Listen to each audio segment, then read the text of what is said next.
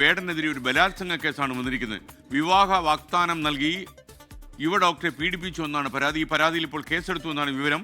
കൊച്ചിയിൽ നിന്ന് വിഷ്ണു സുരേഷ് തത്സമയം ചേരുന്നു.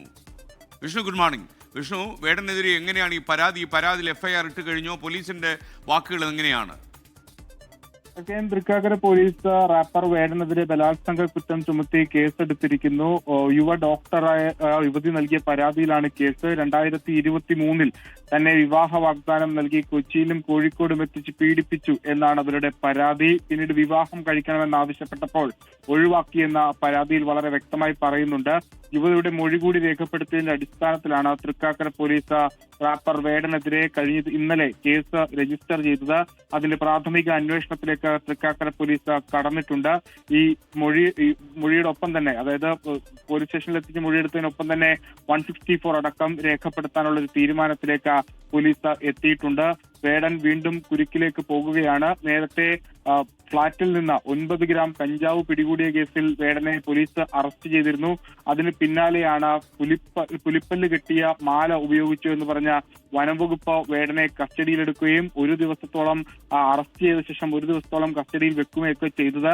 അതിന്റെ എല്ലാം ആ പ്രശ്നങ്ങളൊക്കെ കഴിഞ്ഞ് വേടൻ വീണ്ടും സംഗീത വിഷയങ്ങളുമായി സജീവമാകുന്ന ഒരു കാലഘട്ടം ഉണ്ടായിരുന്നു. വലിയൊരു പിന്തുണ വേടനെ ഈ വിഷയവുമായി ബന്ധപ്പെട്ടൊക്കെ പൊതുസമൂഹത്തിൽ നിന്ന് ലഭിച്ചിരുന്നു. അതിന് പിന്നാലെയാണ് ഇപ്പോൾ വീണ്ടും ഒരു ബലാത്സംഗ കേസിൽ വേടൻ കുടുങ്ങിയിരിക്കുന്നത്. 2023 തന്നെ വിവാഹ വാഗ്ദാനം നൽകി പീഡിപ്പിച്ചു എന്ന പരാതിയിലാണ് ഇപ്പോൾ വേടനെതിരെ ബലാത്സംഗ കേസ് തൃക്കാക്കര പോലീസ് ചുമത്തിയിരിക്കുന്നത്. വേടനെതിരെ മുൻപും സമാനമായ രീതിയിൽ മീറ്റു ആരോപണങ്ങളൊക്കെ സാമൂഹ്യ മാധ്യമങ്ങളിൽ ഉയർന്നു വന്നതാണ്. ഒരു വനിത അയാൾക്കെതിരെ ഗുരുതരമായ ആരോപണങ്ങളൊക്കെ ഉന്നയിച്ചിരുന്നു. വളരെ ടോക്സിക് ആയ ഒരു മനുഷ്യനാണ് തുടങ്ങിയ ആരോപണങ്ങൾ അവർ മാധ്യമങ്ങളിലൂടെ തന്നെ പറയുകയും ചെയ്തിട്ടുണ്ടായിരുന്നു.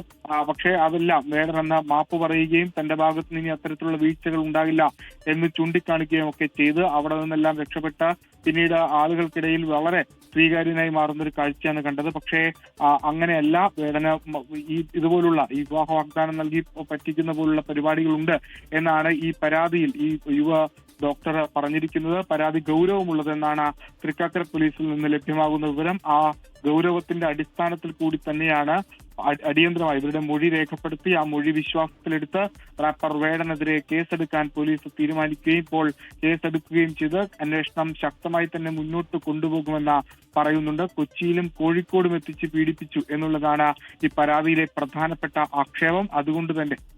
അതുകൊണ്ട് തന്നെ ഈ രണ്ടിടങ്ങളിലും പരിശോധന അടക്കം പോലീസിന്റെ ഭാഗത്ത് ഉണ്ടാകുകയും ചെയ്യും. പക്ഷെ അതെല്ലാം അടുത്ത ഘട്ടത്തിലേക്കാവും ഉണ്ടാകുക.